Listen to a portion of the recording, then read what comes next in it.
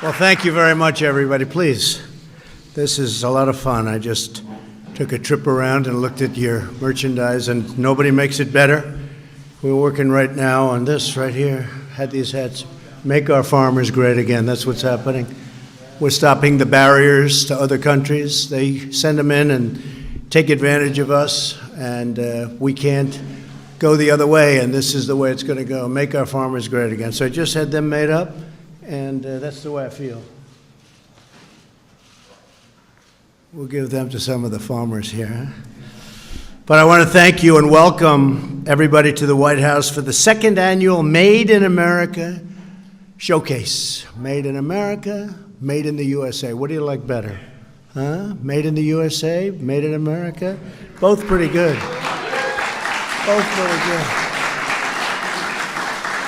I remember when I was growing up, I'd see Made in America all over the place. A little bit Made in the USA, but Made in America. Everything had Made in America. And we're starting that again, and it's happening again, as you know.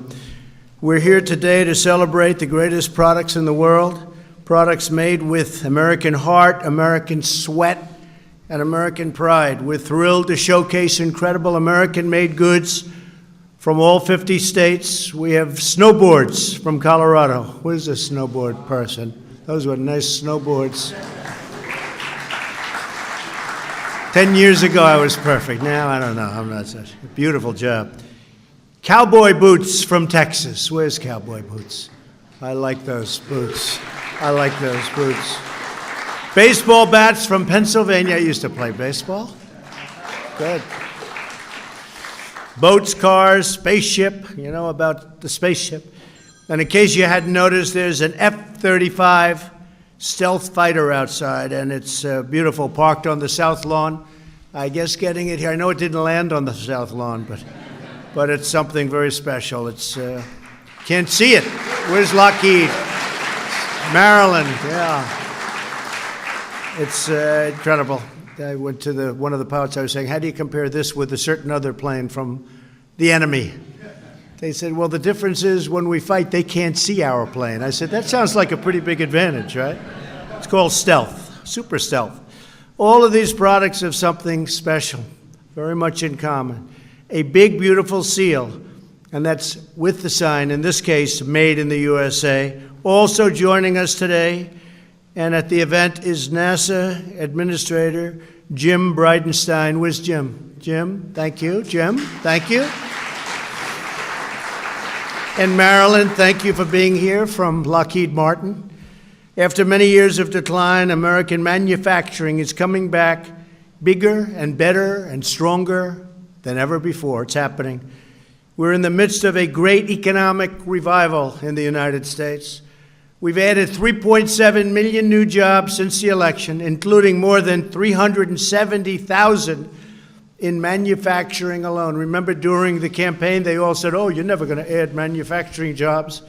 That's obsolete, they would say. I said, it's obsolete? To make things is obsolete? I guess they were wrong, right? I guess they were wrong. We're adding a lot more. Almost 1 million workers discouraged by the policies of the previous administration and, frankly, other administrations have now returned to the workforce. New unemployment claims are at the lowest level in almost half a century. Think of that. The lowest level unemployment claims. That's a big one. Unemployment rates for Americans, for African Americans and Hispanics and Asians, Americans, all of us, lowest ever. These are the lowest levels for African Americans, for Hispanics, and for Asians ever recorded. Think of that, ever recorded. And women, unemployment recently reached the 65-year low. We think that's probably the lowest ever. But as I've been saying, in 2 weeks or 3 weeks, it will be. It'll be the lowest in history. Pretty bad when you say the lowest in 65 years. And I say that's not as good as history. So, but very shortly it will be. We'll be saying history. Manufacturing wages are expected to rise at the fastest rate in more than 17 years. And 95% of American manufacturers, which I love, that's what we love, is manufacturers, are optimistic about the future. That's the highest level ever recorded. 95%. We have achieved together in the last 18 months something that is totally unprecedented. For decades, the United States allowed other countries to steal our jobs, close our factories, and plunder our wealth. What was happening was horrible. I used to talk about it for 20 years in the private sector. I said, how did they let this happen? Little did I know I'd get my shot. That's what happened. And that's what's happening to us, because it's really been positive. Our leaders in Washington did nothing. They did nothing. They let our factories leave. They let our people lose their jobs, given to other jobs, workers in faraway lands. That's not free trade, that's fool's trade, that's stupid trade. And we don't do that kind of trade anymore. The European Union's been very tough on the United States, but they're coming in to see me on Wednesday.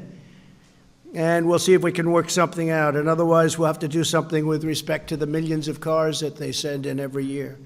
But maybe we can work something out. They're all coming in, the top people.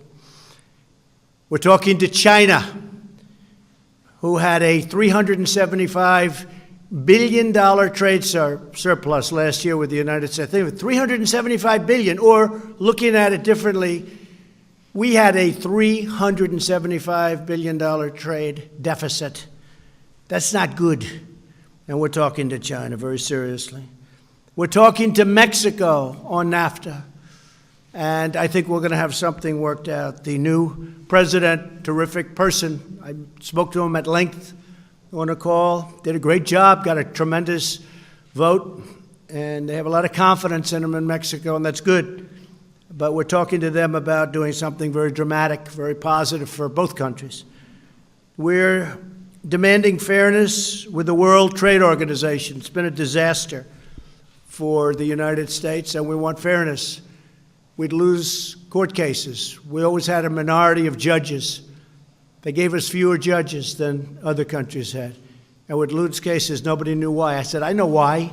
Because you don't have judges from this country. You'd have a minority, 3-2, with 3 being on the other side. And we've started to do much better lately in winning cases. But America never waves the white flag. We only wave the red, white, and blue flag. The era of economic surrender for the United States is over. It's over. And you people have been really leading the charge. America is fighting back, and we're winning again. You know my story about winning. We're going to win so much, you'll get tired of winning. I don't think you're going to get tired. Throughout our history, our greatest leaders, Washington, Jefferson, Hamilton, Lincoln, McKinley. People don't know too much about McKinley. Take a look.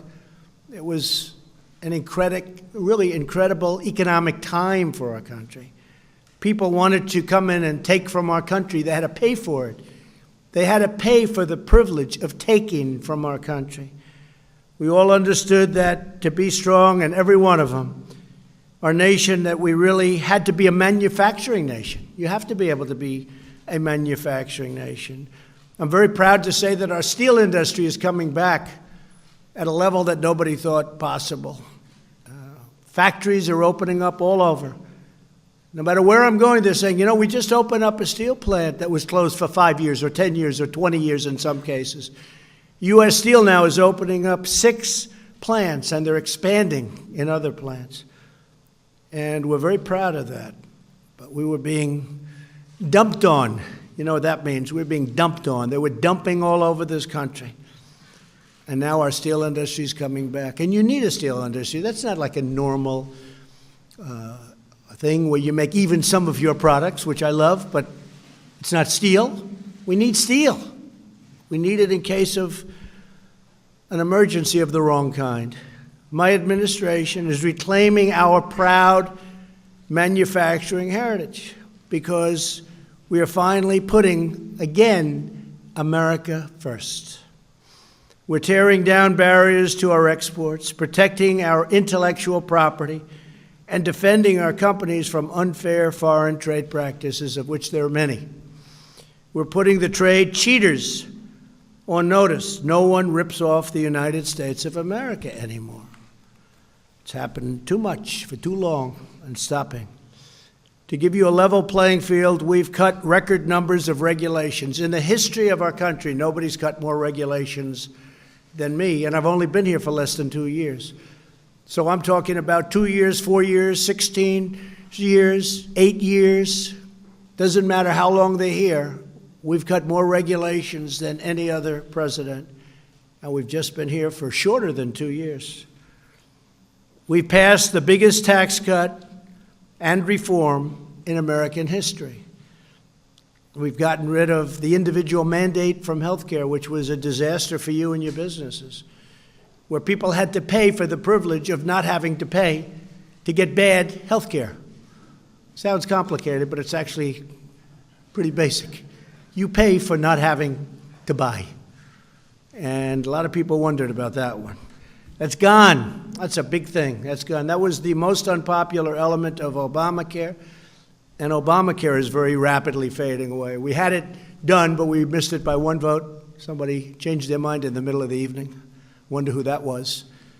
But just one of those things, but we're very far progressed, and we're now opening up health care policies and making it possible for people to buy great health care at a low cost. And we're very proud of that. And it's opened. Secretary of Labor Acosta has done an incredible job.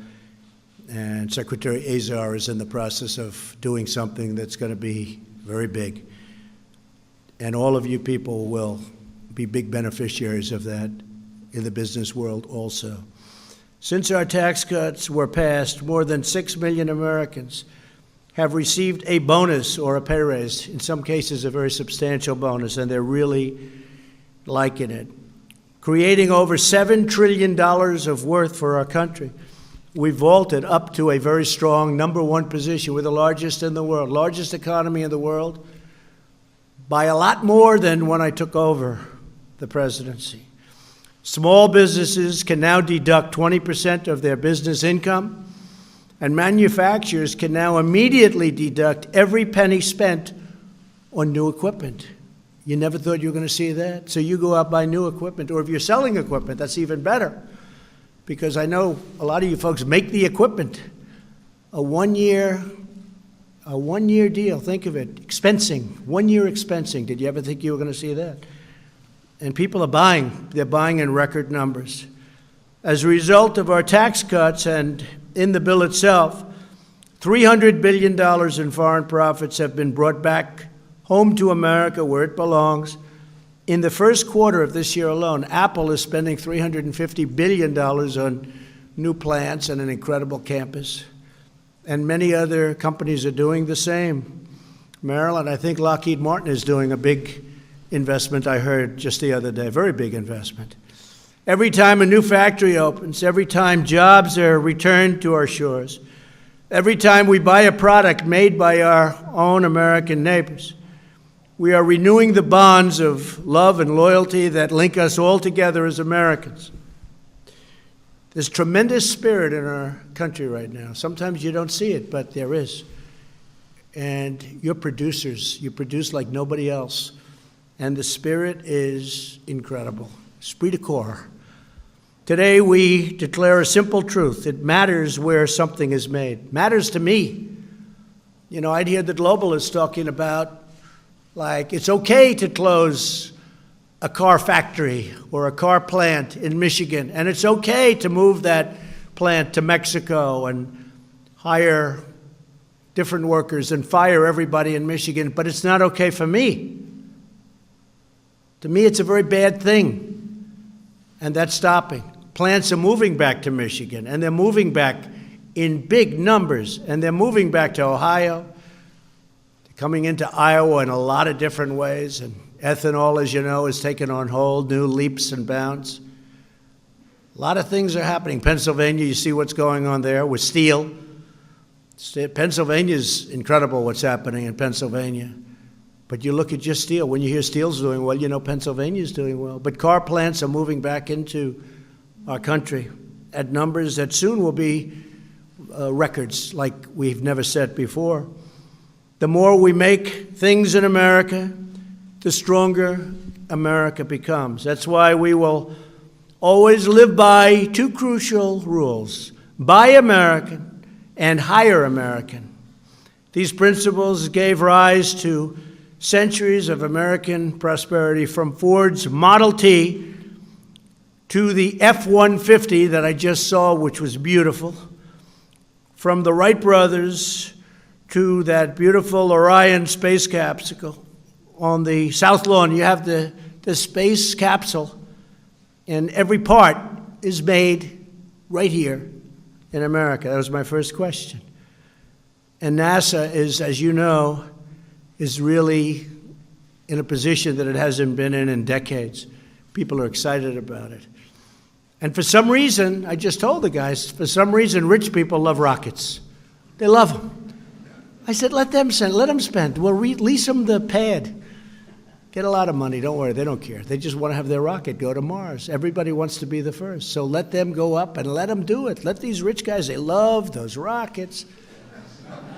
I never liked it as much as them. That's okay. But we have the real estate. You know, you can't send too many rockets up from too many locations. We have the places. We have the best places there are. So we have a lot of work going on at NASA that's being done by NASA. We also have a lot of work going on that's done by these very rich people that love sending rocket ships up to various places. And we're going to learn, and we're going to give them a lot of credit for doing it. It's great. When they want to do it, we think it's great. American ingenuity built the railroads. It linked the highways, put up the skyscrapers, and landed a man on the face of the moon. We can only imagine the incredible new marvels this century will bring. Can you imagine? You look at some of the things that are done today. I look at simple computer screens and what you have today and what you didn't have 2 years ago. Can you imagine what it's going to be in the future? But what we do is that these marvels, and you look at them, well, dreamed, they've been forged, they've all been made in America. They will be made by the great hard-working patriots like the people in this room. Incredible people. I have to say, I know you've been through a lot over the last 10 years. And now every single person I met outside, where they were showing off their product and displaying their product, they're saying it's better now than ever before. They've never had a time like this. And I'm happy to hear it, because that's what I'm here for. You've never had a time like this. And I'll tell you something, it's going to get better. It's actually going to get better. You might not even be able to envision. We have so much potential in this country. It's actually going to get better. It's good now, really good, I guess, in a lot of ways. It's going to get even better. So I want to thank you again to everyone for showcasing your amazing products. We love our country, we love our people, and we love our great American flag. God bless you, and God bless America. Keep up the fantastic work. Really good job. Thank you. Thank you. Thank you.